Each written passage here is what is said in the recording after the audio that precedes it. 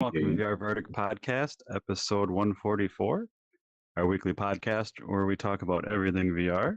I'm PJ, And Wookie. and joining us is Jack. Hello. See, hey, Jack's here to talk about Noun Town, and you are the original. This is your child, your creation. Green child. Yeah, that's right. This Noun Town.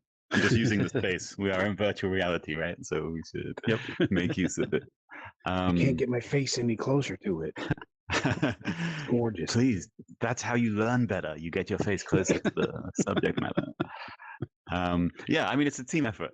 Noun Town is a huge team effort of volunteers and contractors and employees. But we hope to create the best possible language learning experience outside of being in a country and learning while you're there. That's the goal, the lofty aim. It looks so polished. It'd have to be a huge team. Like everything just looks little Z's coming over the sleeping animals and the fruit. Everything just like Yeah, we have perfect. an awesome art director. He's super talented. He came up with this style, which is like sort of a place, but no place. It's kind of like in between anywhere. It's really internally consistent. And best of all, it uses like very few polygons, which means we can run it on the Quest 2. Nice. So yeah, if you just want to tell us a little bit about the game, I know there's like 6 languages, and as you learn, you bring color to the world. Just kind of give us a brief rundown of that, and for the listeners, Yeah. I guess. So Noun Town is a language learning game. The idea is that when you play Noun Town, you will become better at the language that you want to learn. I mean, that's like the core part. And to facilitate that, we've come up with all kinds of design ideas and gameplay features which centralize language learning and language interaction as part of your experience. So it's not like some kind of game where you just like go through forms and there's a 3D background and you click the right multiple choice answer or something, right? We didn't think that was a very useful way of teaching language learning.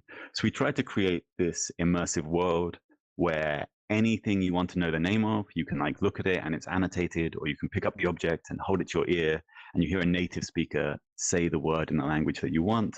And we tried to come up with ways in which the gameplay and the progression system reflected your language learning. So that's why the world is in black and white, because when you don't know a language, it's kind of like, man, this place is really alien and scary. Mhm. But as you start to get better at language learning, at the language that you are learning, the world kind of makes sense to you. The culture makes sense to you. The ability to kind of exist and interact in that space makes sense to you. And so we kind of reflected that by just doing that in our game with this dark gray world. As you learn a word, the color emanates outwards from what we call chromometers, which are color towers. Then as you learn more and more of the words in the game, these get bigger and bigger. And any object that you learn individually colors in when you learn it. And is decolored when you don't learn it. So that's like this core part, but there's also like layers and layers of this. Yeah. So it's we've got this really focused on this idea of task-based learning, which is this linguistic theory idea. But essentially, it means you centralize all of the language learning as the core gameplay facility. So when we design games, we're not like, how quickly can you move your hands to do this? We're actually like, how can we use language learning as the thing that you have to get better at in order to progress in this game? And so one example is our Learning Rush game, where you serve customers. So they come up, they say a word that you've already learned in the language that you're trying to learn, and then you have to look around the objects and pick it up and throw it at them as quick as possible. So you are trying to respond with speed, but the real thing is your recognition of the object. And if you're not sure, you can like pick up objects and put them to your ear to check what the word is. But actually, the way you get better at that game is you learn words better. The way you get a higher score is you unlock more words, which increases the multiplier. So throughout the whole game, there's this concept of language learning as gameplay feature. And beyond that, you've got like 70 verb mini games. So when you learn the verb to cut something, you pick up a knife and you cut some fruit. When you learn the verb to wash, you pick up a hose and you wash down the cow that's particularly muddy. And then there's conversations you can have with NPCs. So if you want to know about an NPC, you don't select a dialogue option, right? You actually have to say the words, like, what is your favorite color? What do you like? Where do you come from? In the language that you want, and then they'll respond. So the whole game is built around this concept of language-first interaction. Yeah, that's. I gotta say, like, you reached out and you're like, hey, you want to check this out? And I'm like, yeah, sure, I'll check anything out. And I kind of Did you knew feel about real it special? before you reached out. Well, Oh, no, really? just let me get there though. Because there's been a few other language apps and things, and it's like kind of what you described first off. Like, it's kind of just like doing the same type of learning in VR. You know, it's just words and audio, not very interactive or interesting. Within 2 minutes, I of starting up Noun Town, I was like blown away, and I learned like 4 words I didn't know, and it was awesome because, like you said, with the coloring growing out, like you just kind of like know what's going on, even though, like you said, you kind of feel alienated at the start. But you pick up an item and you, like you said, hold it to your ear, you hear it, and then you hold the trigger and you actually talk, and then it gets your enunciation and all that stuff, and it blings, and it's just like the whole presentation of what you guys have going on here is really impressive. And I think I was just telling Wookie before you popped in here, like I think if you legit put 30 minutes a day into this, you'd learn that language pretty dang quickly. Yeah, well, thank you. That's super nice to hear. Because when we were building it, we were like, oh man, are we going to do something terrible? Like we felt like no one had really done this before. We felt like education technology generally hadn't really like leaned into the gameplay side. It leaned into gamification, where it gives people high Right. score charts or makes them do streaks, but we really felt that they hadn't actually leaned into a gameplay side of things. So we were like, can we give an example of where educational technology can actually be a game? Like, people play it and they want to be there. They're not like, I have to do this to learn.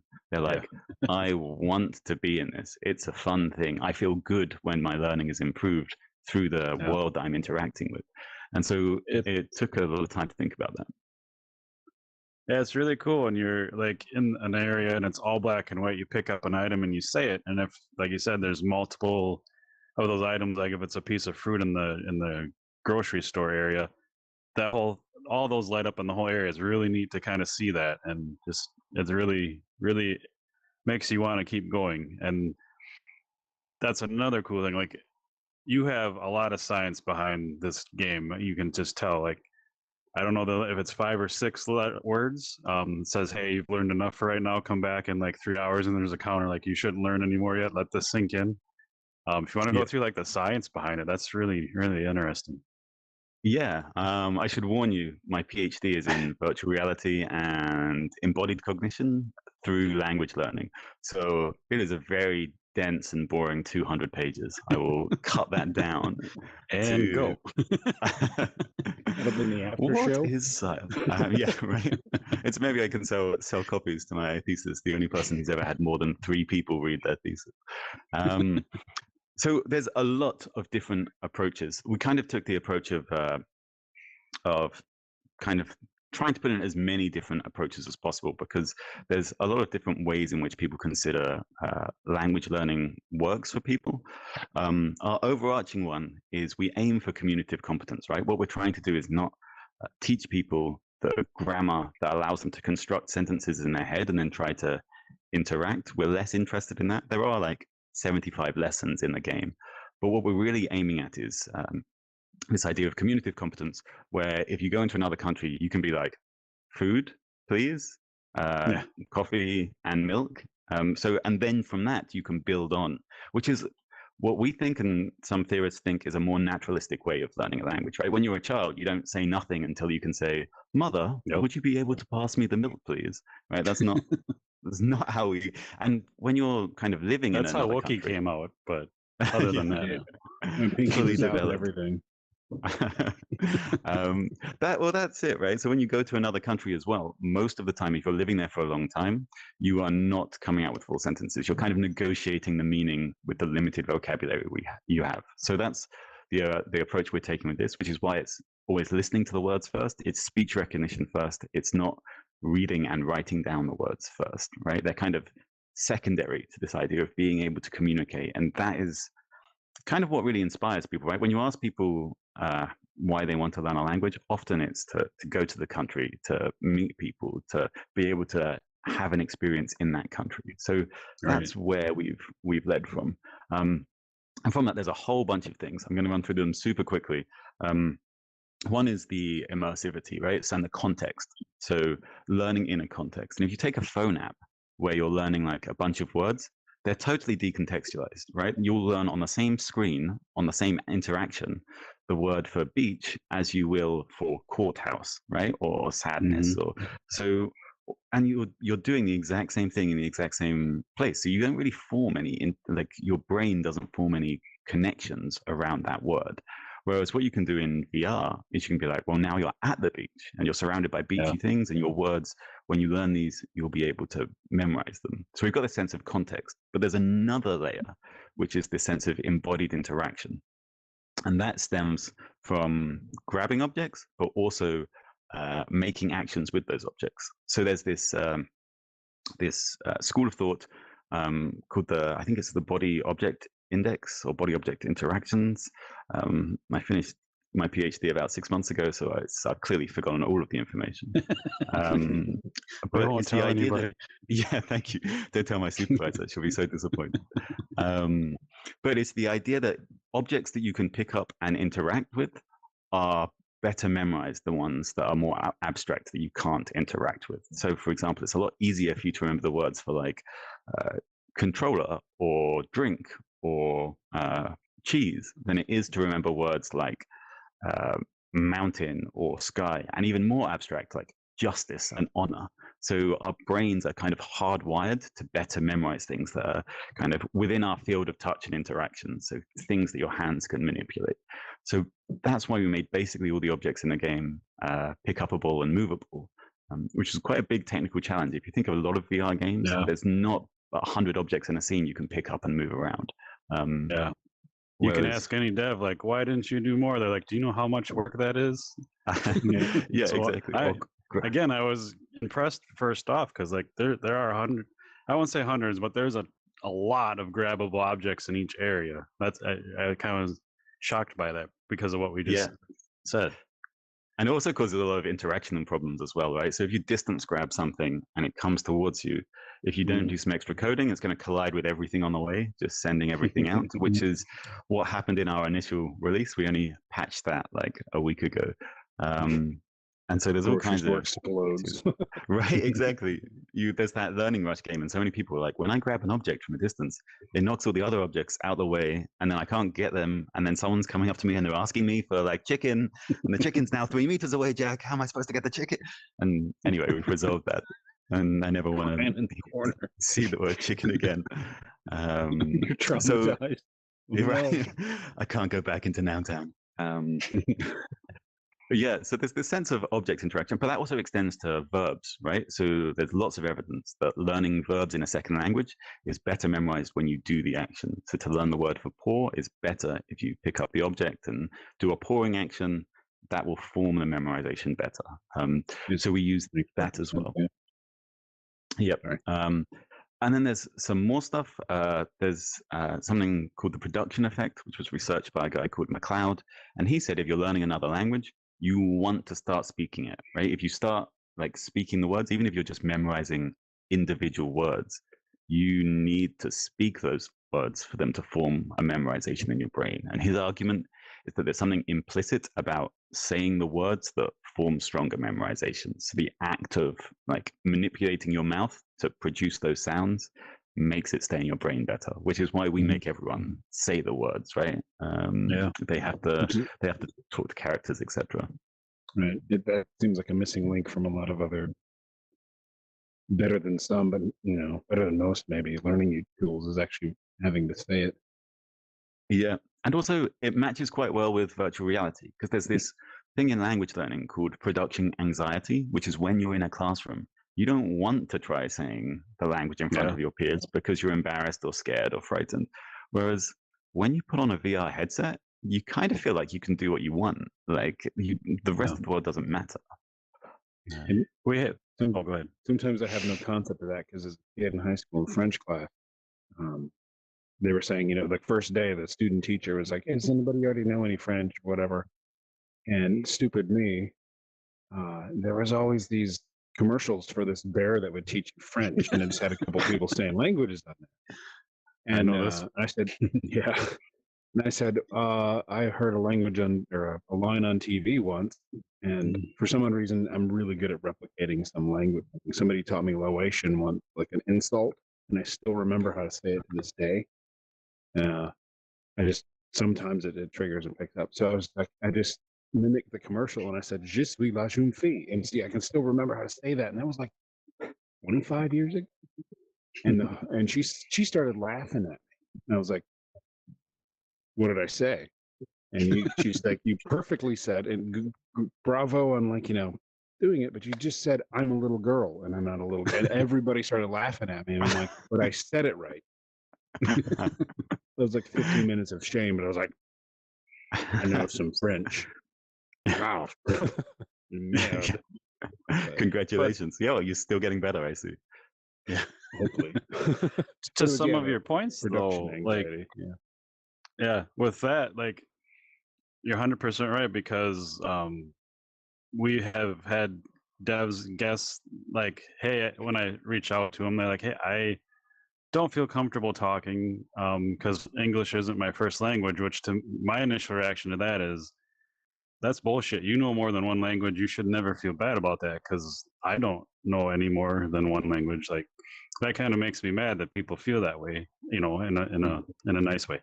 But they come in here in VR, like you said, you put the headset on and you feel like there's just that layer taken off of like if you are nervous or VR takes that away, but then it lets you be in the same room and interact. And that's, again, to your point, why we do the show in VR, because it used to be audio only, and you do a call, it'd be a call and you just sit there and just kind of talk at each other. You can't see or interact.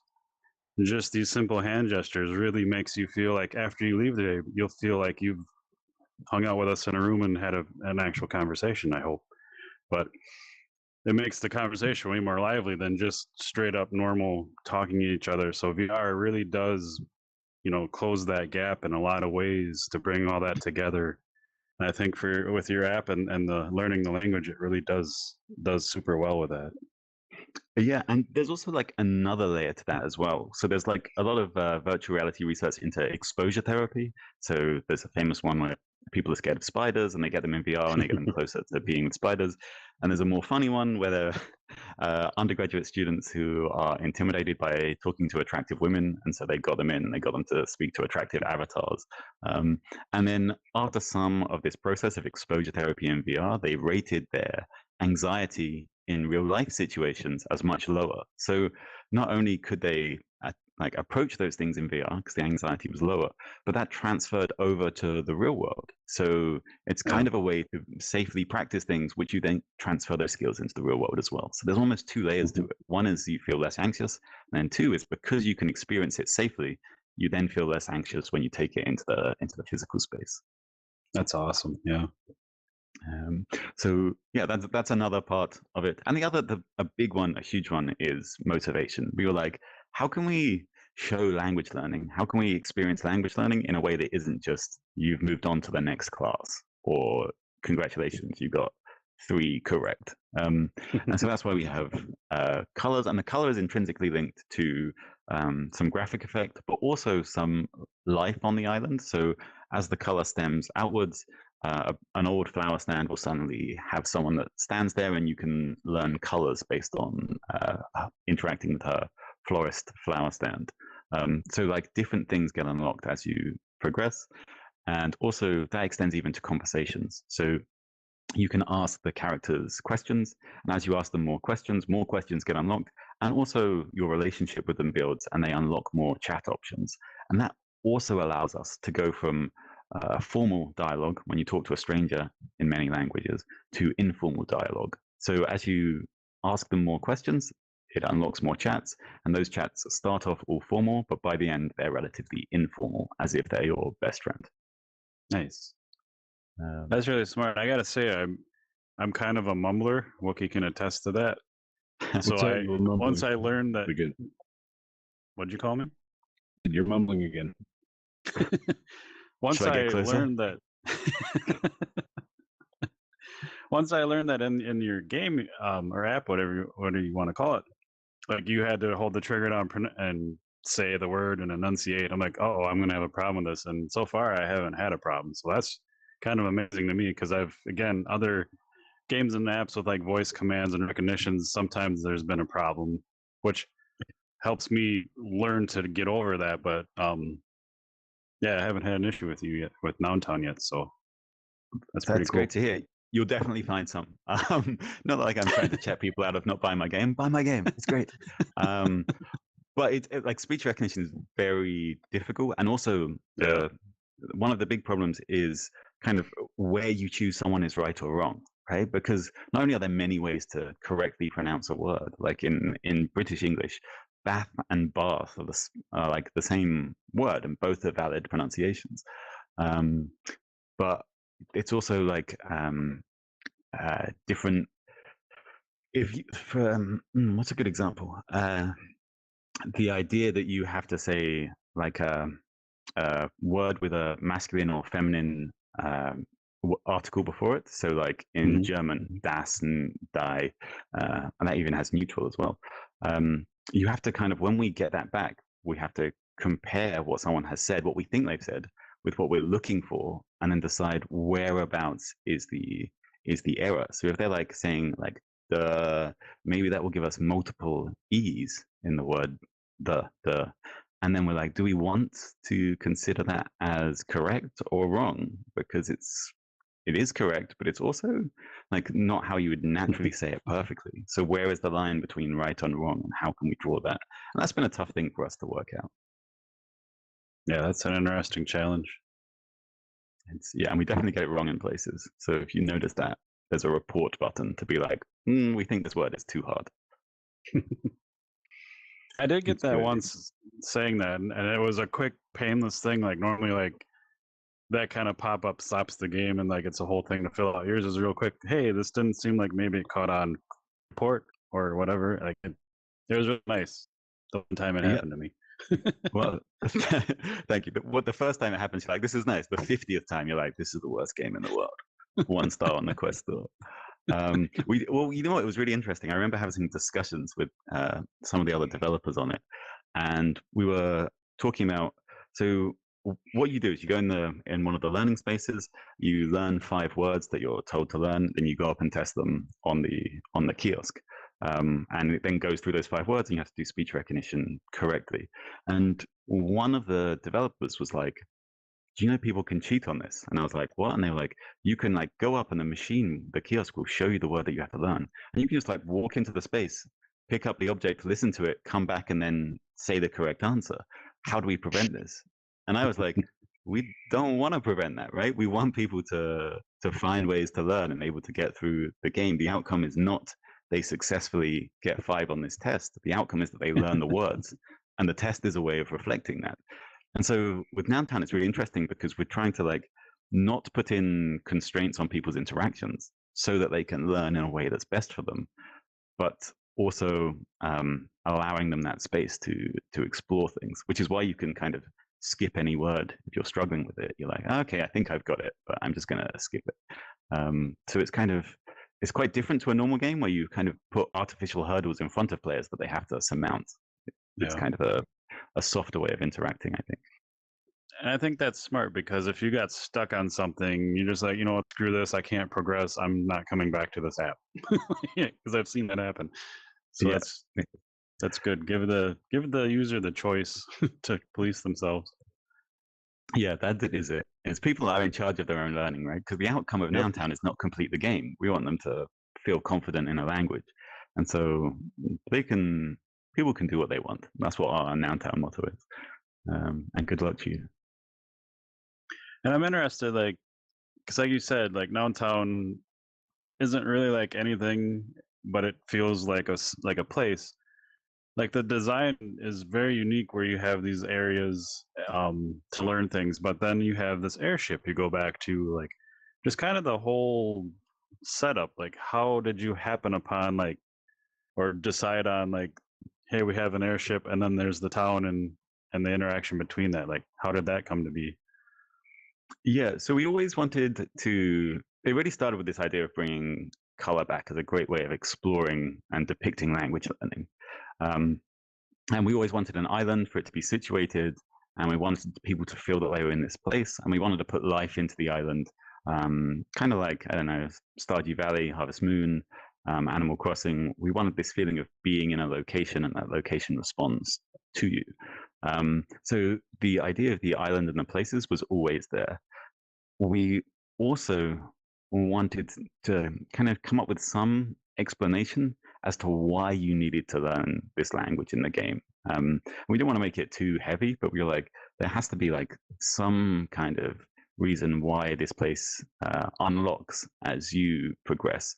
So the rough underpinning story is you are some kind of researcher or scientist or something from this agency that comes to islands that have lost their color. And through your technology and your process of learning and expanding your brain, it works with these technological systems to expand the color back to the island, and then you kind of bring the island back to life. And this was kind of informed by like cultural languages that are less used now. Often I think of Welsh in the United Kingdom, where there are fewer speakers than like the past 100 years or so. And the idea that if we don't use these languages, they do kind of like shrink up and evaporate, and that's a really big loss, I think, culturally. Yeah. So that kind of informed it, the idea of, well, how can we make sure that language continues? And that's kind of what we were doing with this, is language is linked to culture and life. And in the game, you come in to kind of help expand culture and life back to this island, which has gone gray and sad. And so that kind of led to us being like, well, we need somewhere that you come in on. And we always wanted to have a place where you could customize your learning. So on the airship, what you can do is there's a machine we call the fabricator, which you can pick any object you've learned, and then you can fabricate a copy of it, and then it stays in the place you leave it around your airship. So we wanted a customizable home space where people can go, I'm struggling with this word, I'm going to keep a copy of it so I can easily check it. Or I'm really proud I got this word, or even just I want to play with the space and have 100 manatees on my airship, which is possible. So we wanted this location. And so yeah, well, you know, it happened to be when we were building the game. There was this glitch, which meant when you made one thing, it made about 300 of them. So I ended up with an airship full of manatees. And it was the day after we deployed the code to anytime you create something, it saves it into your user account. So it's always there. So every time, normally you just turn it off and on and you'd be fine. But after that day, every time I turned on, there was still 300 manatees in my ship. And the saddest thing is we built a gun to like shoot at objects to destroy them. And that was before we put in the animals. And then we were like, oh no, now I have to shoot 300 manatees to get my ship back. It was like the saddest day of my VR life. You gotta save that for like the sequel game. Like, all right, I'm going back into Noun Town with a gun. Noun Town's taken over by like, you know, some weird thing. There's animals everywhere, and you gotta shoot them to learn them. That's right. When we work out that no one's buying educational games, we'll be like, okay, well, Noun Town 2, Revenge of the Words. So that kind of all came together to form this airship. And we wanted a single place where you kind of start, because there's no menu when you load in. We want it to be like quite frictionless to get to that experience where you do your regular tests. So there's a repetition system that automatically keeps track of words you've learned and gives it to you at ideal intervals to help your memorization. It's called spaced repetition. And so that is right there. You have the other words that you place around you to help learn, and you can kind of teleport, and you get to see the island from a distance and go, oh, look at the sense of progression I've got, which is also something we really wanted in that space. It's really cool. That's really like a lot of games, you know, like shooter games, everything. There's like a checkpoint on a mini map, and people aren't looking at the world; they're looking at the HUD. And I think that's actually damaging to people's intelligence and, you know, all other senses. So like yours, that is actual spatial and visual communication of progress and, you know, objectives and things. That's really cool. Yeah, but I also 100% don't blame them, because having an entire island on like a draw screen is super resource intensive. In fact, I still spend a lot of my time being like, how can we optimize this again? Because we want to support the Quest 1, which is like way less powerful than the Quest 2, but we don't want to exclude those people from access. And also we're in talks to put it on other platforms. So and the other VR headsets. So Meta has this awesome technology called ASW, asynchronous space warp, which allows you to get like 30% more power out. So it's I don't know if you guys know about it. It's essentially you can Nope. I don't know if you guys know about it, but you can essentially run the game at half the frame rate, and it simulates the in-between frames. So you can really make a game that only needs to run at 36 frames a second, but people experience it at 72 frames a second, which is pretty awesome. But other platforms haven't built their own technology for this yet. So we need to do some super optimizations to get Noun Town running on those with the same number of objects per scene and the same kind of interactions and things. So every day I go on my computer, I'm like, how can we optimize Noun Town a little more? And often I come up blank. Let's cap the manatees to 100. Starting. Yeah, right?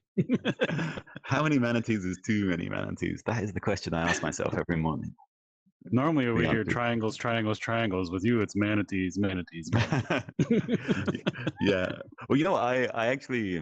So this is another tough thing when you're building a game, that no one's quite sure how the best way to optimize a game is in terms of what you're optimizing, and also the best approach. And it's kind of different for every game.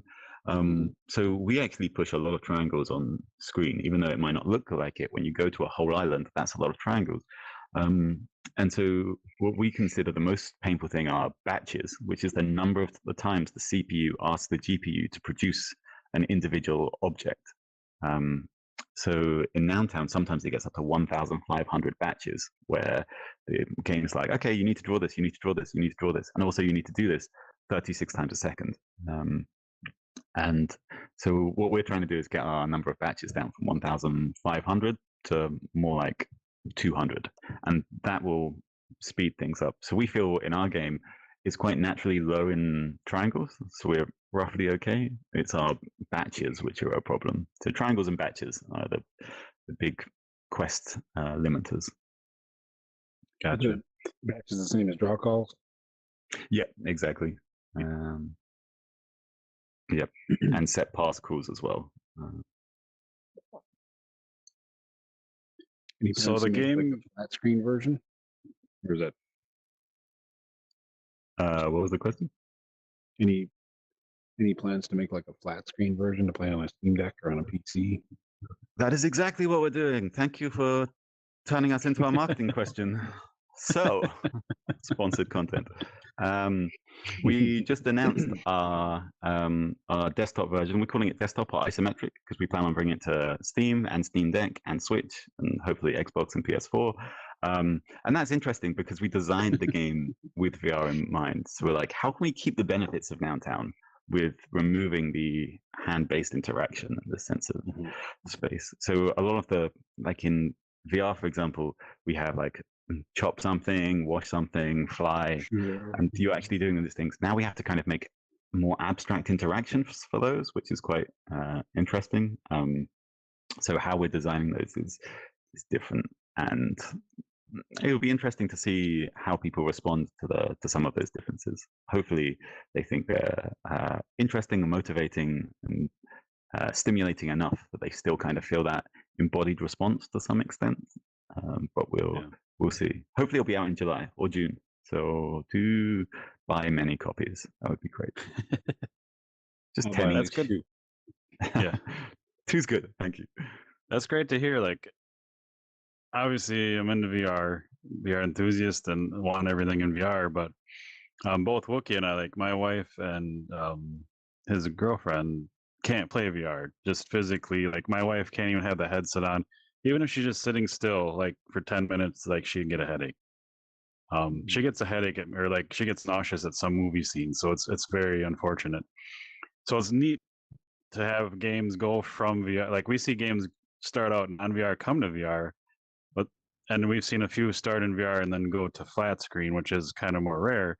But it's nice to at least like this, like, hey, if I'm excited about this, I'm telling my wife, I'm like, I wish you could just put the headset on it. And so when it comes to flat screens that she can handle, it's nice for me because I can then show her what I've been talking about and annoying her about for a while. So I can't wait to check it out. And what we're trying to do, hopefully we'll succeed, is we're going to take all of the learning data that's in the VR game and create a way to learn the same things in the desktop game. And then we're trying to make this kind of Noun Town ecosystem where your save file can be linked between them. Maybe there'll also be a web portal where you can like keep up with your words on you go. Because we know like people, especially adults, they don't always get to put on their VR headset every day. They don't always get to the game console every day. But you do want to keep on track of your regular spaced learning. Yeah. So we're hoping we can go, okay, you've got VR, that's one way of accessing it. We've got desktop or isometric view, which is the other way. And then you've also got this kind of web view where you can keep on top of your learnings. This idea that your learning is however is good for you at the time, rather than just you're stuck in this space. I love that look, that theory, and that lookout. Look. Yeah, that look. Yeah, it's great the news that you're doing that because like PJ was saying, my girlfriend, she can't play driving. The only driving game she can play, she says, is the Mario Kart on the SNES. The only driving game that will make her sick. And if I'm playing like Grand Theft Auto, I have a projector up there. She's sitting on the couch reading something, and she can see any of the screen up here, like just a slice of the screen. That will make her sick before she knows it.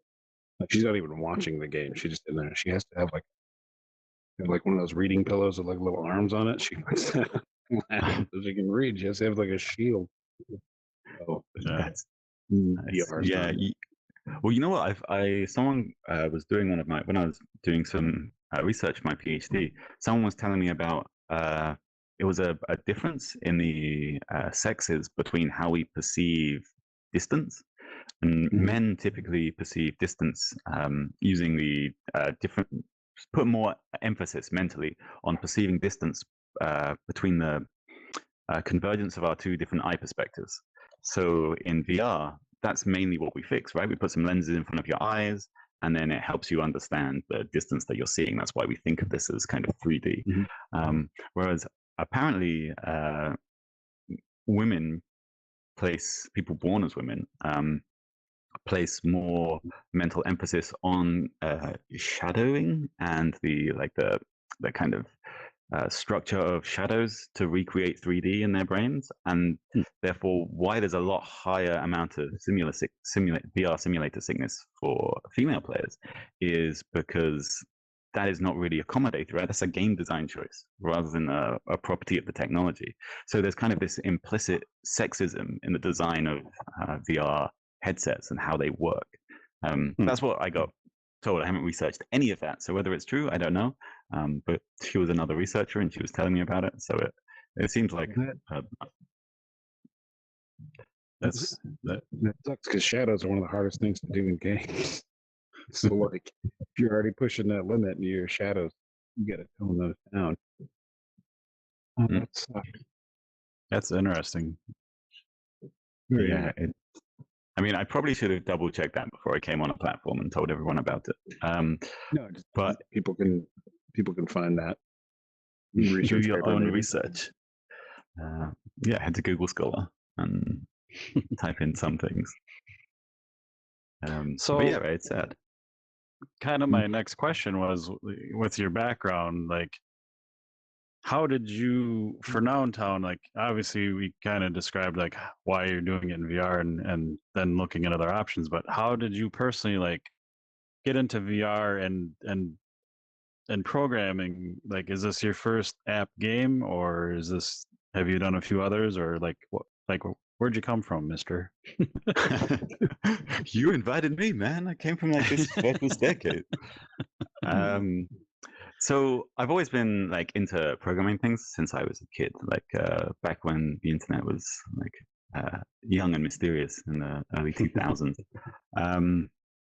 And then my early professional career was as a UX designer. So I spent a lot of time optimizing the journeys of websites so that they were less annoying and less painful, but also to an Thank you. extent, just kind of, yeah. Well, you say that, but actually a lot of UX is kind of like not user experience, it's like corporation experience, right? It was going, Gotcha. how do I get a user to do what this company wants you to do on our website with the least possible friction? Thanks Which a lot. I didn't. Yeah, I know, right? I've just been manipulating you for the good of corporate overlords. You are welcome. So yeah, I didn't like that after a while. It kind of felt like I was just using design to make people do, and you know, it like people benefit from non-frustrating experiences and achieving what they want, but also some of it's kind of like, we are making it easier to achieve corporate goals. So which is the real benefit of this? So then I was like, well, what do I actually want to do? And I kind of got onto a funded PhD, which let me look at virtual reality. And at the same time as this, while I was at my corporate UX job, I was a digital artist. I was a new media artist. So I did a couple of exhibitions in different places, showing off like interactive technology to kind of make people think about how they interact with stuff. So, for example, one of those was I downloaded all my Facebook and WhatsApp and email history, and I took all of my messages, and I trained a chatbot to kind of respond based upon the history of all my messages, and I put that in a public gallery, and people could come up and talk to this chatbot version of me. It was rubbish, really terrible. But AI was worse back then. But yeah, and also kind of cringeworthy to see the things that it would say, because most of the messages were from my like early 20s, and I was like, oh no, that's who I was. That's awesome. But I guess that was like, I was always interested in this kind of like cutting edge or new ways of interacting or finding new ways or novel ways to kind of present these interactions with people. So in VR, I was really curious about what an action is, right? What does it mean to do an action? And this kind of stemmed from Grand Theft Auto 5. I don't know if you guys played it. Probably you mentioned you did. No, just a little bit. Just a tiny. There's that scene where it's a torture scene, and it's like press X to torture the guy. Yeah, I remember there's a car battery and stuff in it. That's it. That's exactly it. And I remember being like, I don't want to torture the guy. Like, this is not how I want to spend my spare time. And that scene like plays in my mind a lot. So I was like, would that be worse in VR when I'm actually physically picking up the things and I'm attaching them to his nipples? I think maybe. Yeah. And then intimidating and like rubbing them together, the spark and stuff. It was like, I don't want to do this, but it's like they put so much work into this. It's like, what is going on? And you can't progress without it either. So it's like you have to do this. Like the Call of Duty airport scene where you got to like you're playing the bad guys for 5 minutes and you have to kill like 300 people, and it's like I don't. Exactly, right. And I was super curious how would that feel if you were more immersed in that interaction, you were physically doing it. But I was also aware like often you play like especially in VR, you play like a shooting game and you're like, you're dead, next scene they were bad guys because they were shooting at me, dead. Faces Nazis or something, you know. And I also thought that was super interesting, that I'd be like, would I be uncomfortable torturing this guy? But I'm like killing all of these people. I don't mind in virtual reality. So it was super interesting to me to like, how do you feel about these actions? And is there a difference? And that led me into language learning, because there's lots of research in the physical world about language learning and actions and gestures and not doing actions making a difference to how you think about things and how you form memorizations. So if you learn a word not doing anything, it's the worst learning. If you learn a word by gesturing without actually physically engaging with an object, so you're like pouring a jug of water, but you're not actually touching the water, you're just doing this.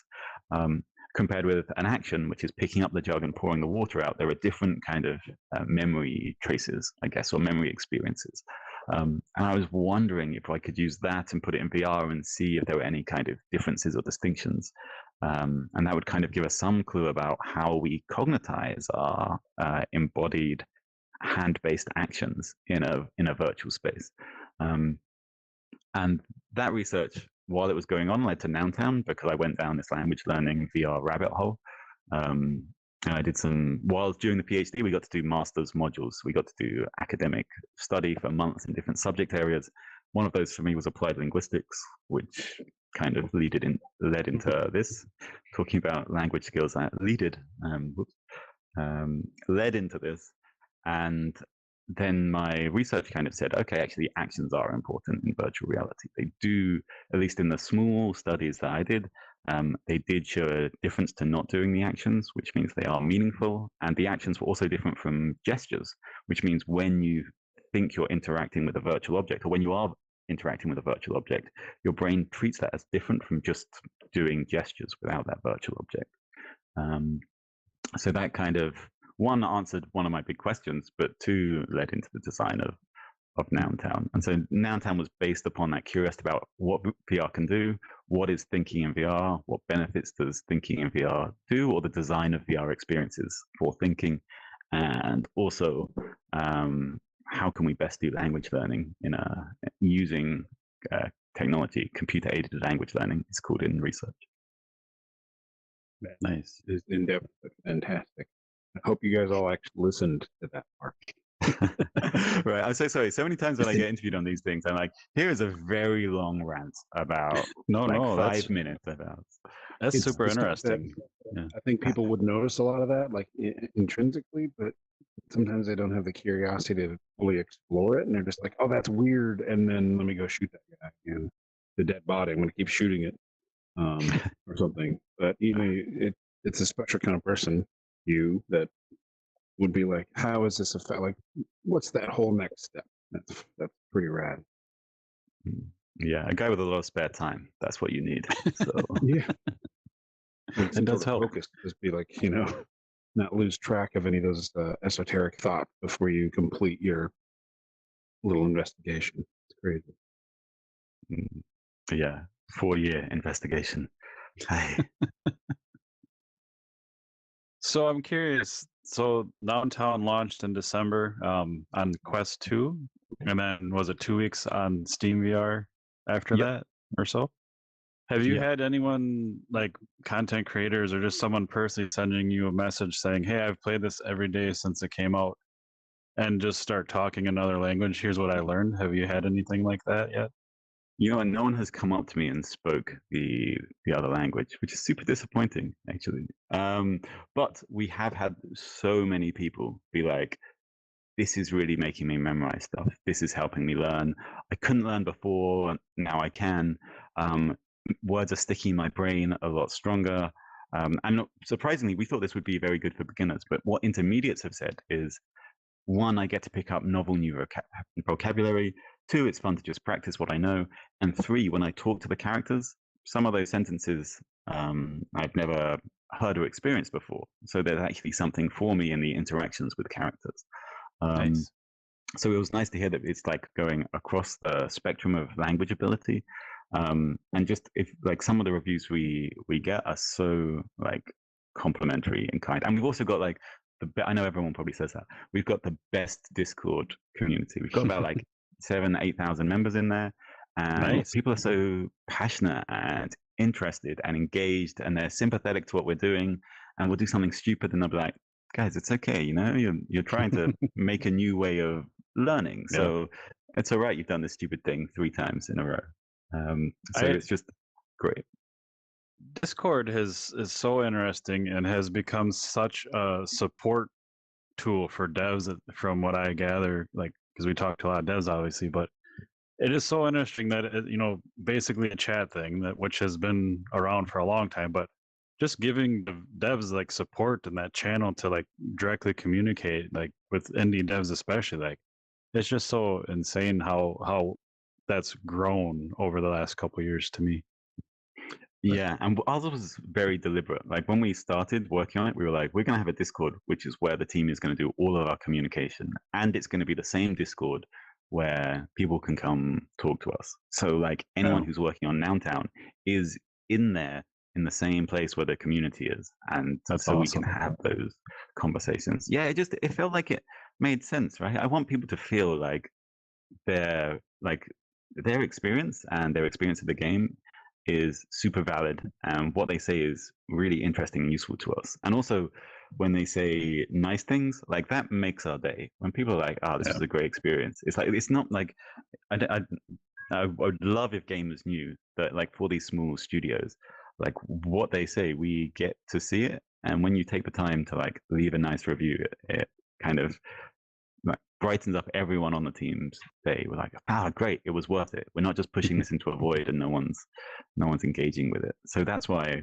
one, our Discord is so great. We have that communication, and two is so many people are so willing to offer up their time to help and be interested, and that's super like great for us. Like not only is it flattering that people want to do that, but it's also amazing that the amount of skills that we can get. So our QA is mostly volunteers. Like it's almost entirely people who are just giving up their time, being like, "Yeah, we'll test the release for a couple of days before you put it out to everyone else to make sure that nothing's terribly broken." And that's just like people taking time out of their days, probably busy days, where they could be doing all kinds of other things, and they're willing to share it with us. And like we check all of our translations, but we check that with volunteers, and we also get first source translations from volunteers.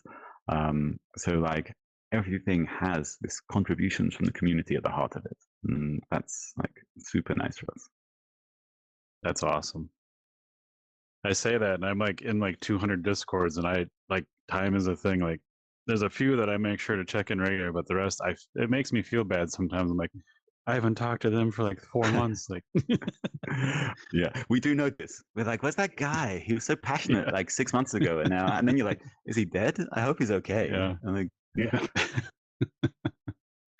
Yeah, it's a nice little community tool, and I'm it's just amazing to me. And I forgot my next question.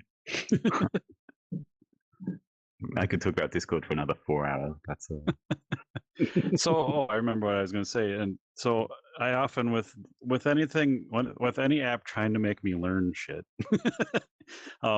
I go back to like my high school days, like old young little PJ in a high school room didn't do well because high school rooms are boring, and he tried to make them more entertaining and interactive to the chagrin of his teachers. It's called disruption. Yes, I know.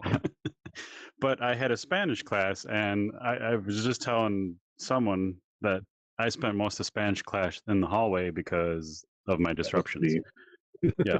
And my girlfriend were like, I was in And the there's a hallway. funny story there that I won't share. But if this was a thing back then, like I could probably be living anywhere in the world right now speaking languages, because this really captures my focus and helps me learn to where the old classroom teaching, even with great teachers and all that, is just like, to some people it's like, this sucks, I don't want to be here, unfortunately. So no, I think this is amazing. That story, it resonates super well with me. I was my French was my worst class at school. I was we had to learn French or German. I went to my German teacher. I was like, do you think I should learn German or French? And she was like, you should learn French because you're horrible at German. And then I was also horrible at French. And so like I can feel that so strongly, and this is what Noun Town is for. It's for a lot of people who struggled with traditional language learning. Like, but that's kind of where we take the keys from in order to make this game. It's like, what was bad about the way that we teach languages, and how can we make it better? And often people keep giving me like recommendations. They're like, you should speak to this polyglot. He speaks 9 languages. He'll give you the clues on how you can put that in the game. And I'm like, I don't really want to speak to them because they are already good at language learning. The existing methods are working. I'm trying to come up with methods that work for people who struggle or get disinterested by it, or just have been left behind by the way in which we already teach languages. And so I'm more interested in talking to people who are like you, who are like, I had a terrible time. It was the worst. I don't know how. A lot of people didn't see a way in which they could learn a language before we showed them this. And then they're like, oh, actually, I could learn a language like that. I really think I could. And that was the best praise we could get. It legit makes me want to literally learn Spanish and then go find my old Spanish teacher and be like, look, look what I did. Yeah, it's I feel Because bad about this because language teachers are great. They have impossible. How do you teach a language to yes, 30 people at the same time, right? It's like impossible. What I would love to see is people like get to spend 30 minutes in Noun Town, and then maybe they could summon the teacher in when they're stuck, or afterwards they could talk about what they'd learned with their teacher. And I feel like that Yeah. would be a transformative experience for learning. And yeah, that would be. you could have conversations about. Yeah, that would build more association. They should. And be it, and I say that like I'm not dissing teachers at all. Like it was just myself. Like I've had 3 teachers literally say like the first time they had me in their class, they're like, "You're very disruptive and you're a terrible student." And by the end of whatever term semester you want to call it, whatever it was, they're like, "You're my best student ever." Even if I didn't learn anything, like I have a couple teachers like that. Like you're just awesome, but you failed the class. That's So like funny old high school stories because I'm 2 years younger than PJ, so I was coming up a little bit behind him in the same school. More than one teacher at our last name and looked like that look like from a television sitcom, like crap. And I was like one guy's like, "Are you going to ask me what makes Rice Krispies talk?" Like the biology teacher, and I'm like, "What?" And all this crap because he's I thought that would have stayed for 2 years later, like still in that guy's mind. Like, it still does because I ran into him like a year ago, and I'm very old. Well, not super old, but like I haven't been in high school for a couple decades. We'll put it that way. And I asked him my first time. I'm like, because it was a science class. I'm like, what would a chair look like if our legs bent the other way? And he's like he stopped class. He's like, okay, you guys at study hall. Like he's like, I don't know how to answer that. So yeah, it was weird. I don't know. and he's not teaching the core important material that needs to be learned. yeah. But I had the same guy for anatomy, and I was good at dissecting things, but to remember and name things, and we'd color these charts, and I just scribble them, and he'd hang them on the wall. He's like, "That's awesome, but you failed." And yeah, it was weird.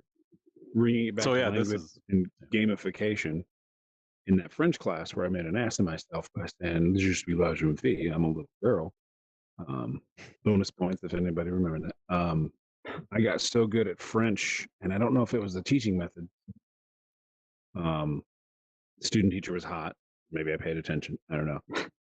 But the older lady who was getting ready to retire, and so she was training her, replacement. She liked me so much. I was so good at learning French, and I don't remember hardly any of it now. But I was playing like this Versailles game where it's like a click through video game mystery on her PC in the mid, what is that, 96 maybe? But I remember having a demo of that, I think. It might have been the same one, but that was my French class for like the whole semester because I got so good that she's like you said, teaching 30 people at a time. She's like, I don't need to worry about this asshole. Let me work on the 29. And I'm just over here learning words from the video game. And I'm like, I found the locket. She's like, because there's stuff you got to find. Like there's a secret door. You got to twist the candelabra after you learn how to say candelabra and whatever, like crap like that. And she was like, how did you find the locket in the middle of class? And it was really funny. So, yeah. But I didn't retain it. And that's the huge problem. So I'm hoping stuff like this will, anybody can memorize and learn if they spend enough time, but it's all going to go away if you don't experience it. And I think this is the next bit. We've talked many times on the podcast how VR is tied to memory, and you remember things feel real. Some people dream about after being in VR type of thing. So I think that lends really well to learning, like you guys are saying. Yeah, it's can I pause 1 second? I need to grab a power cable for my Quest. It's been so used in the development, it now can't last an hour. It's very sad. Gotcha. I'll be 1 second. I'm going to do like the limp body thing that happens when people disappear. Okay, you'll speak Spanish the entire time you're gone. Spanish? Did you just mix Spanish and French? Because that's perfect. I just did.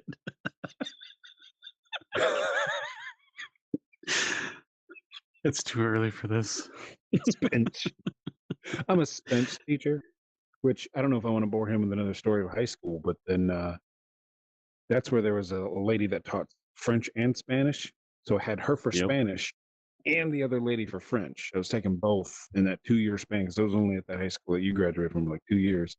Mm-hmm. And she said, and this is still traumatizing me. So this is why people need therapy, because you get traumatized, you keep it. She said, if you ever catch me speaking a word from the other language, we'll have a pizza party that Friday. And I've caught her. I don't know if it was multiple times. My brain wants to say so, but it was at least once because I'm sitting there, I'm in French class, in Spanish.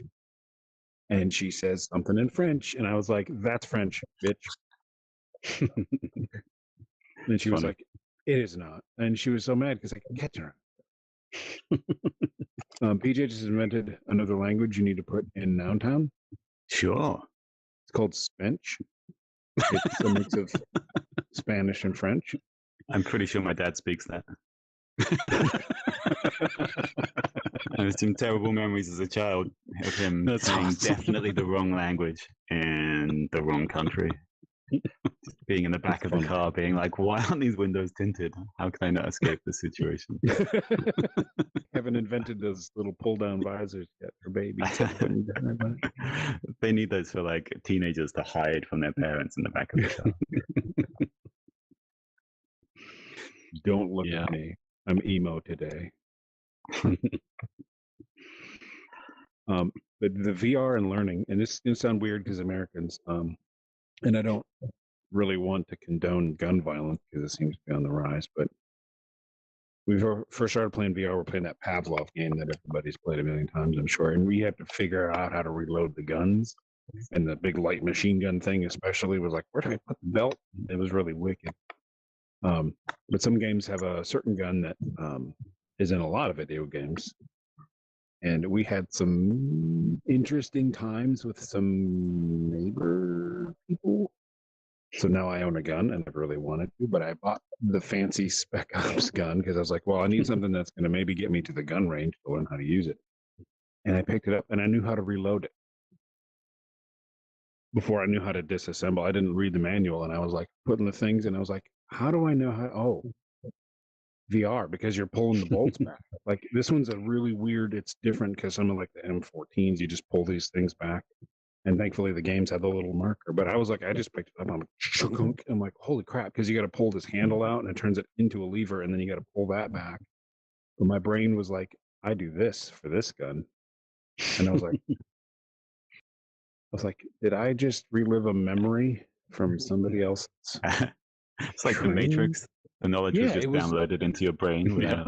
Because I was just like, chunk, and I'm like, wait a minute. It was so weird because it's such a weird mechanism. Like, I don't think I've ever any other guns like that. And I was like, I can't explain how strange that thing was. So the only thing I can think of is because my brain already had the muscle memory, even though had never held the gun before in real life. So there's weight and all this other stuff to it. Really heavy, heavier than it looks.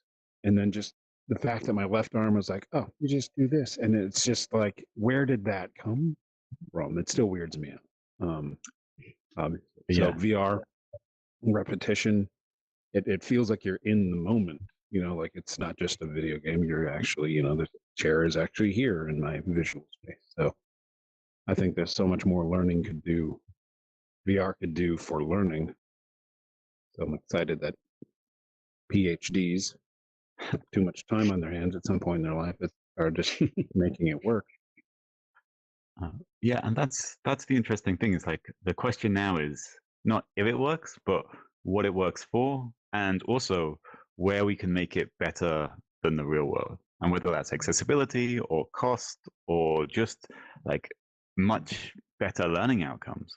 Where like each of these will be different for each subject, and it will depend on how the game is designed and made. But I guess that's the question we're trying to make. I think we're past the question of can we learn in VR?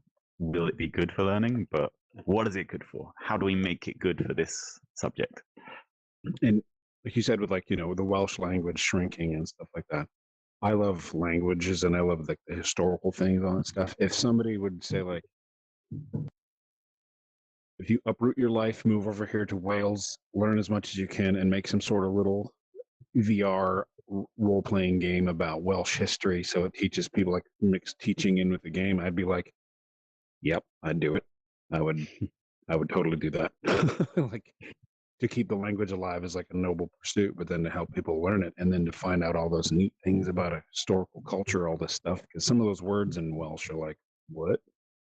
Like, I don't know if you know it, PJ, if you've seen it before, but you'll have like, correct me if I'm wrong, because you might have more knowledge of Welsh, anything, but like, I think I've seen words that are like 20 characters long and there's consonants upon consonant. Like, I don't know how to pronounce it. They're Yeah, it's wacky. No it's a offense. fascinating language. Yes, fascinating is better than wacky because it's like just look up like news reporters saying Welsh words, and you know the people get accolades for like nailing the word. It's so nuts, but Yeah, I don't I want know. it to disappear. Yeah, it's amazing. You see it and you're like, this is an amazing language that is totally impenetrable to me. If I was to look at a textbook to try and understand that, I'd be like, I'm not going to get anywhere. It's just impossible. I mean, people do learn it from textbooks, I guess, but not for me. How do you learn that pronunciation? Because like if you learn anything about the English language from one side of the pond or other, consonants don't do that. You got vowels. You need some vowel in the middle of that. Like our brain works in the such a way that Wookiee you can take approach to Welsh. you just smack my face on it, see if the letters stick, and make a word out of it. Like our brain works such a way that you can take a word. I've meant to do this in like Warcraft because I made a chat add-on for that before. But like take each word as it gets typed, mess up every word in the middle, but as long as the first two words or the first and last word are the same, your brain can skip over and kind of get it, and you can still read it. It looks like complete gibberish. That's like Welsh, but the words are like 40 characters long. Mind But I blowing. think just mixing the audio and video and all that together because is super like important and helpful because you hear that from people that read a lot of books. Like that's the first time I've heard that said out loud. I thought it was this, type of thing. So like you said, if you don't hear it, you don't really know how to pronounce it anyway. Yep.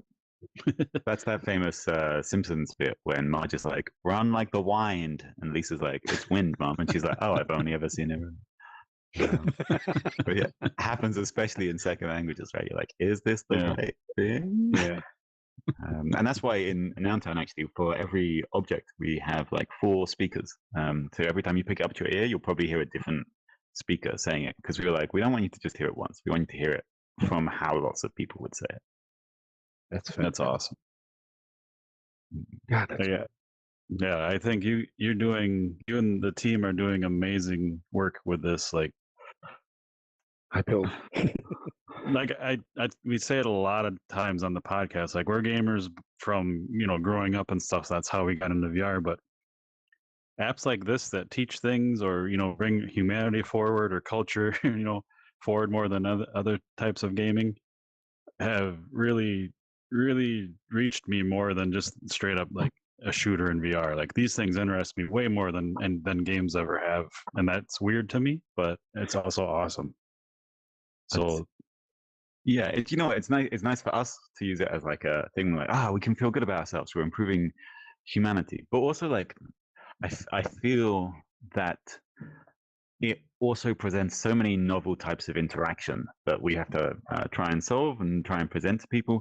And I honestly think that's what a lot of gamers want in all fields, right? So often you see, especially in the field of like first-person shooters, I guess, is you feel like, oh, it's in a new setting or they've added this new singular weapon. And I'm like, I want to be able to destroy the wall, right? And then the AI responds to the cover. That was in Red Faction back in the early 2000s. So why have we stopped doing that? And why are we not doing breaking down more the wall things with a hammer? like this? Yeah, well, you could fire a rocket launcher as well, and it would you could tunnel using rocket launcher blasts between 2 spaces, and I just think about that a lot with first-person shooters, right? I'm like, we've got really good at reproducing this standard first-person shooter mechanic. And we put in like tiny little different things, like Apex Legends has a lot of movement in it, for example.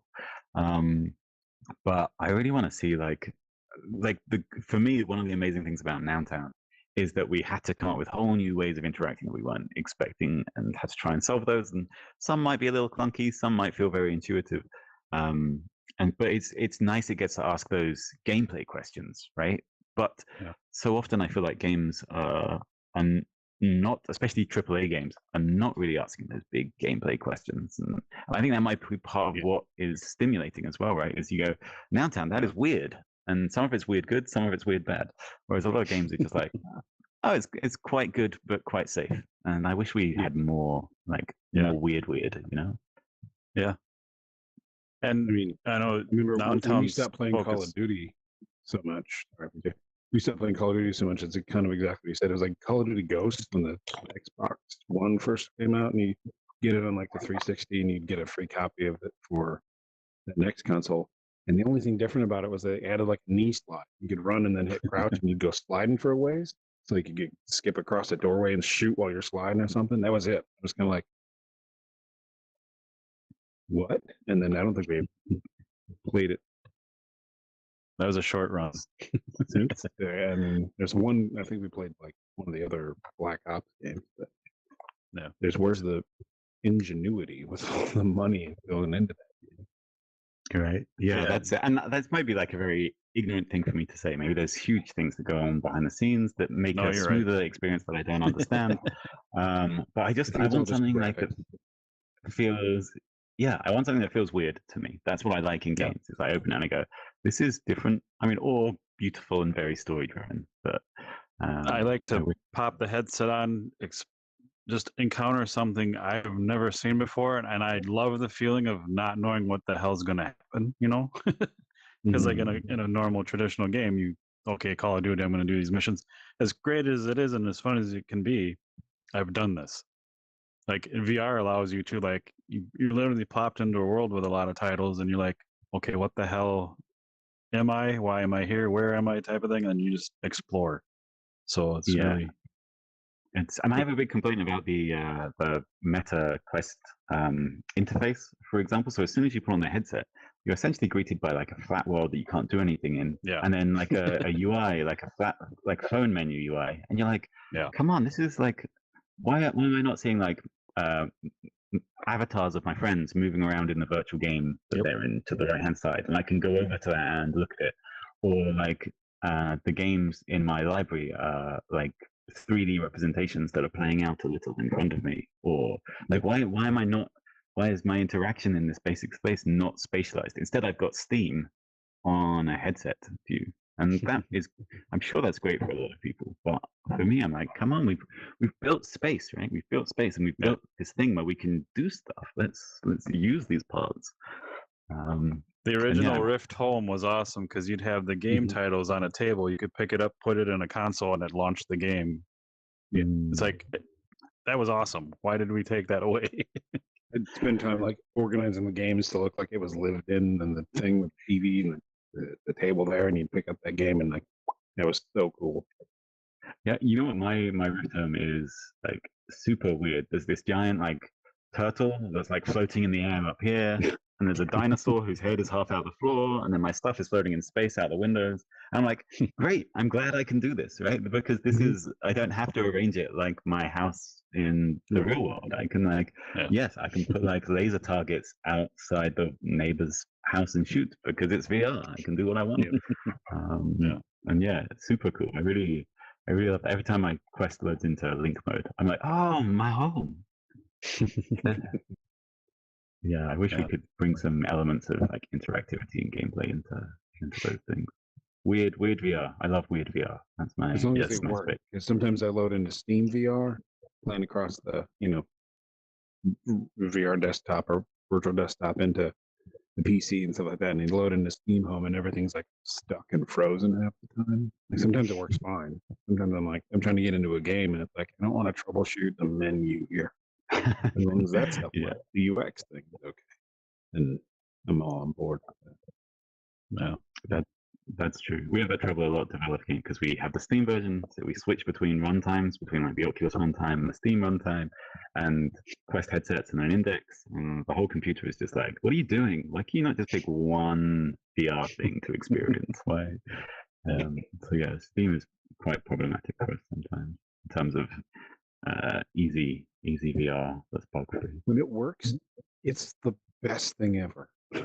That's only so often. Yeah, I'm super into, those photogrammetry of like settings. There's a really cool Steam scene inside like some guy's house somewhere, and I used to love having that as my default Steam, being like, well, look, it's like this kind of ghostly, weird copy of someone's place with like artifacts everywhere. It was yeah, awesome. I love that. I wish I could have that in my course.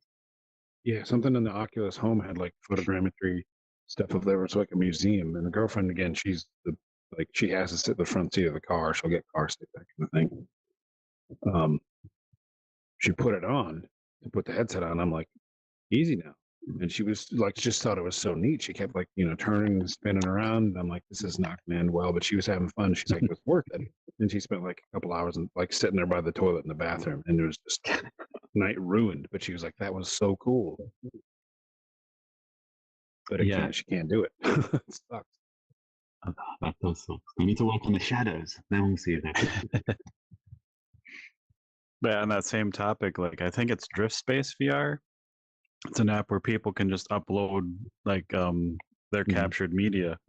And one of the coolest things I think, because I live in Wisconsin, I've done some traveling, not a whole lot, but I like to experience other culture stuff. So like you said, just being in someone's home from another country and just looking at it, it's like, that's really freaking cool to me. Like just seeing different things that I would never see in a million years. Like there's no way I'd ever be in that person's home in real life, like ever. Thank God for them.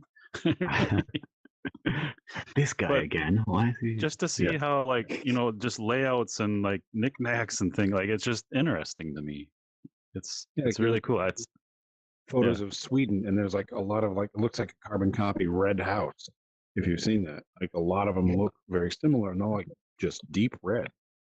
And then the insides are like the most clean, futuristic space you'd ever see. It doesn't match the outside of the house at all. I'm like, it's just it's different from what I'm used to. I want to know why. Seeing other cultures. Cool. It's super cool. And the only thing I would say about them is, and it's not like for the real photogrammetry ones, I'm like, these are amazing. For computer game environments, I remember this with Arizona Sunshine, being so frustrated that like I was like, this environment's cool. Go to pick something up, can't grab it. Go to pick something up, can't grab it. And being like, no, my whole experience is tainted. Yeah. So maybe I'm asking too much, but just a beautifully rendered photogrammetry place where I can pick up every object. That would be awesome. Yeah. Well, is there anything we didn't get to that you want to talk about with Noun Town or yourself? No, I think that's covered. I promoted myself as being like a qualified PhD. I've told people to buy Noun Town. I've tried to convince people of our future plans. Yeah, I think that is it. I would say to people like, please come try it. I do think it is a really, like, if you hated language learning, then come try it. That's what I would say, because I would agree with that 100%. And stick with us. Like, we've got a long-term plan. We have like a couple of things. We want to push language learning forward, and we want to do it affordably. So it's like a $15 game, which we want to update indefinitely. So our hope is we can just keep getting new sales, and then we can keep updating Noun Town for years and years to come with more learning content, and turn it into like a full system. And that's compared to like in a marketplace where often you have to pay for a big subscription, which costs like $60 to $100 a year. Like, we hated the idea of that. So we're like, can we do this in a way where it's affordable and helpful and useful? So if you like that idea, then also please come support us. Join us in our Discord. The link is at noun.town, and then you can click the link. Join us in Discord, all links guys. In the show notes for both audio and video as well. You can just click on it there, join their Discord. We'll pop in.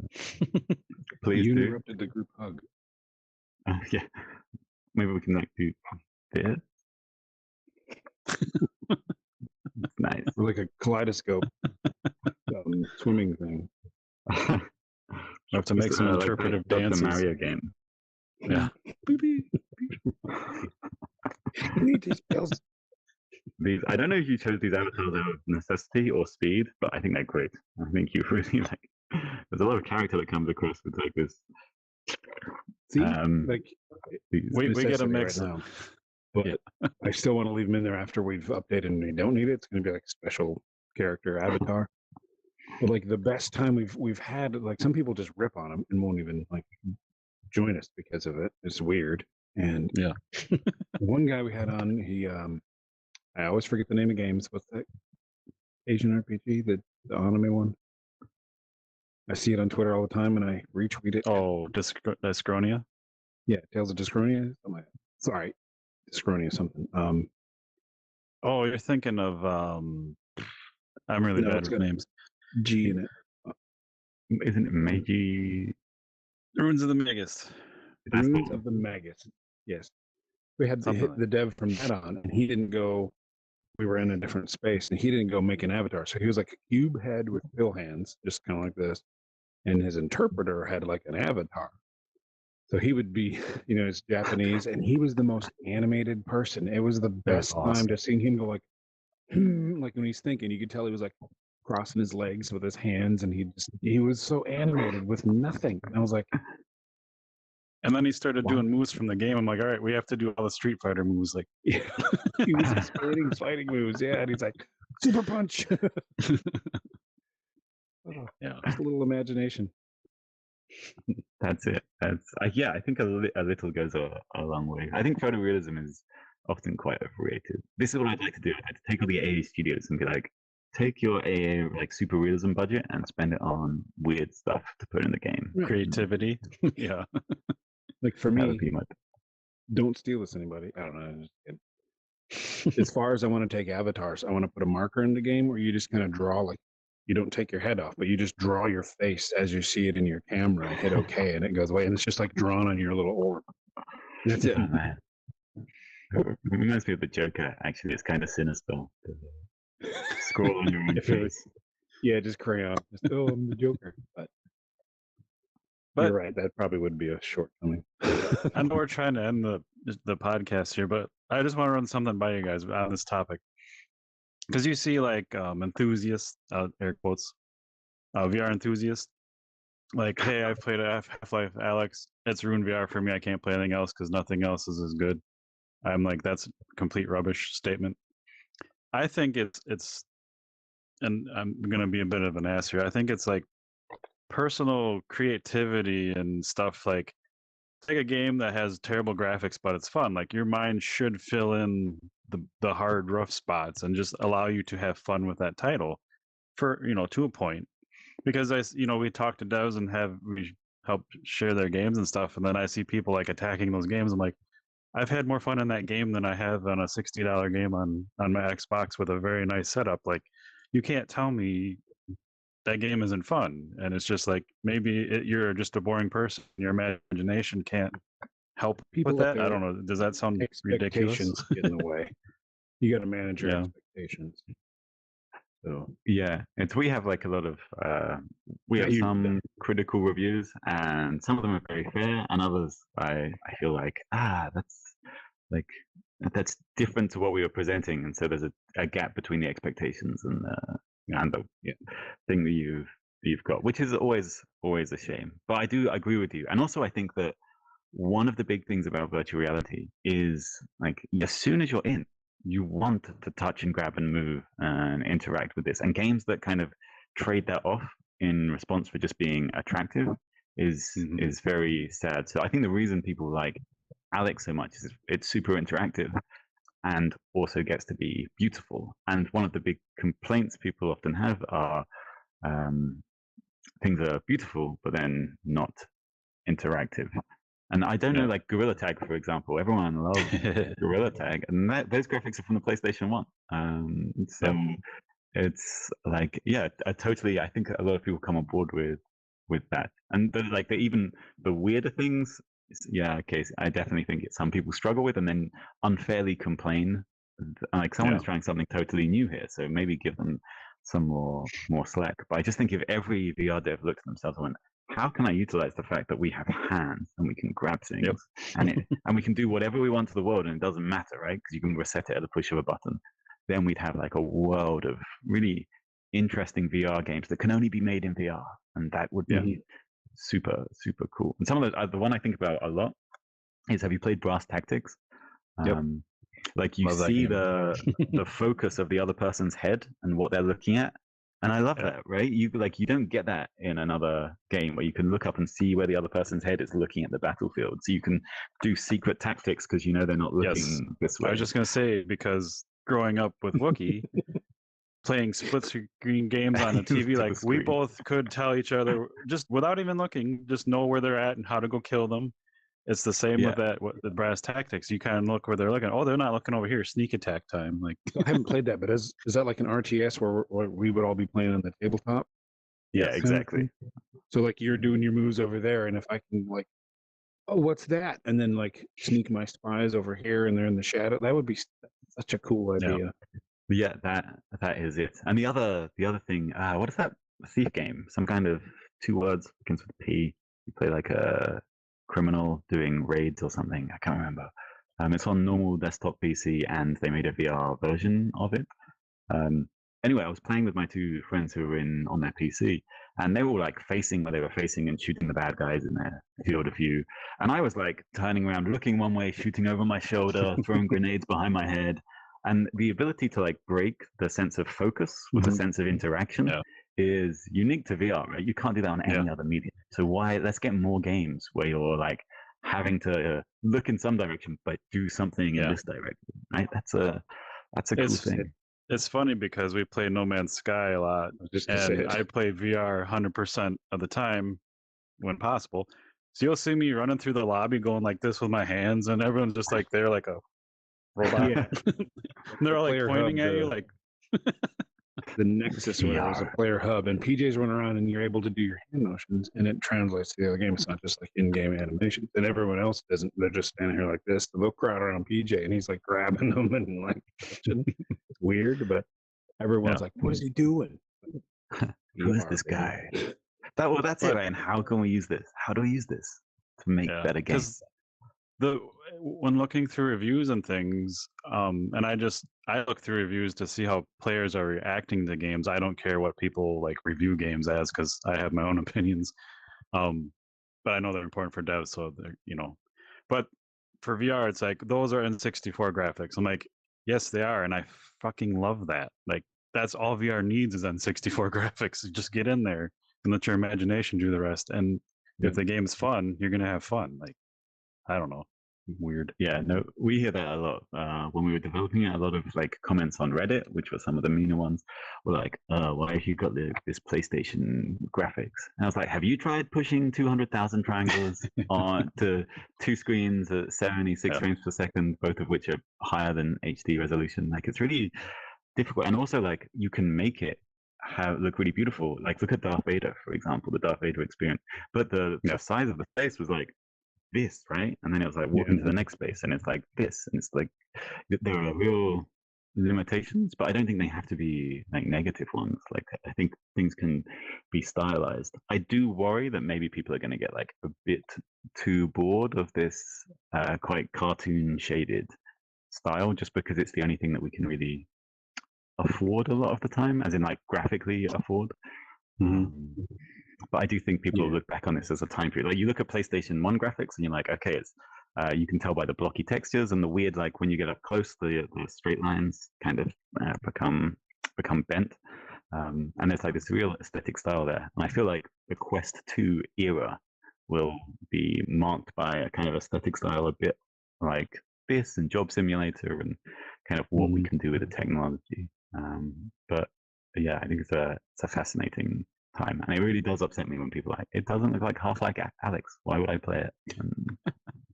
Come on, man. To be fair, Half-Life Alex doesn't have a lot of interactions. Yeah, you can draw on things and pick up some bottles, and they have liquid in them. But what do you do with that? Like you can't, unless they've patched it. I haven't played in a long time.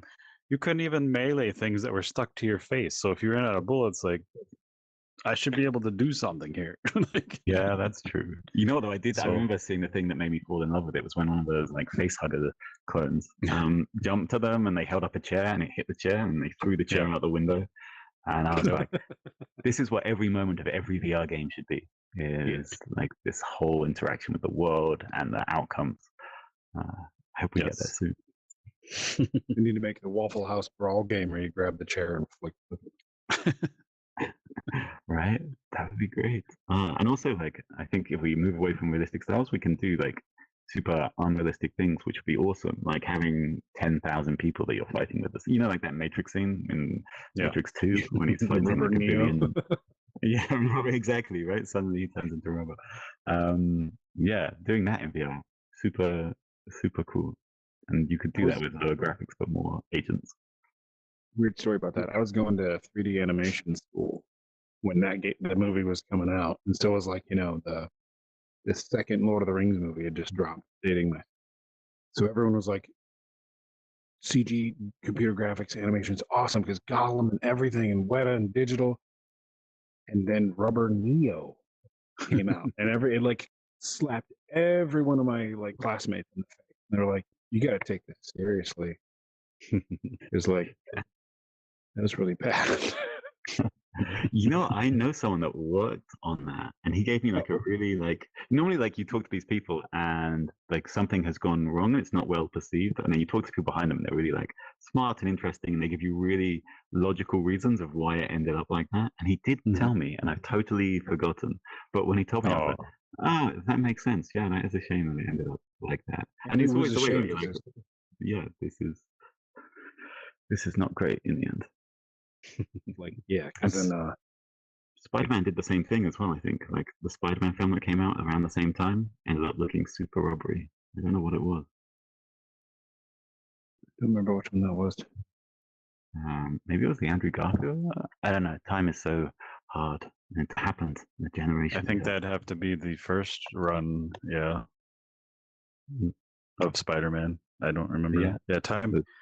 My wife asked me stuff about my like childhood. I'm like, I can't. Time for me, like I can't just see a timeline of my life. I actually go by like Pearl Jam albums. Like, okay, that was this album. This is what was happening, and then they started spacing those out because it used to be every 2 years. So it kept me on track for a long time.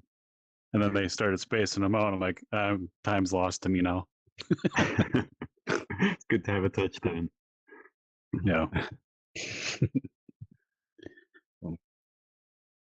Well, we've gone way over our hour. I don't want to hold you hostage. It's been amazing talking to you. Yeah, big fan of Noun Town. I think it's amazing. I think your theories are all working, in my opinion. I love all your choices so far. I hope you can work out everything you want to work out and get it to the other devices. That would be awesome. Well, thank you for having me on. Thank you for your kind words. No one's ever said I love all of your choices before. So I'm going to quote that every time the team is like, Jack, this is another stupid idea. I'll be like, hold on. If you guys need a tiebreaker, just send it my way and I'll be like, that one. No, I'm just gonna write it on a card and I'll be like, PJ loves all of my choices so far, so tough. Yeah, thank you for this. Yeah, right.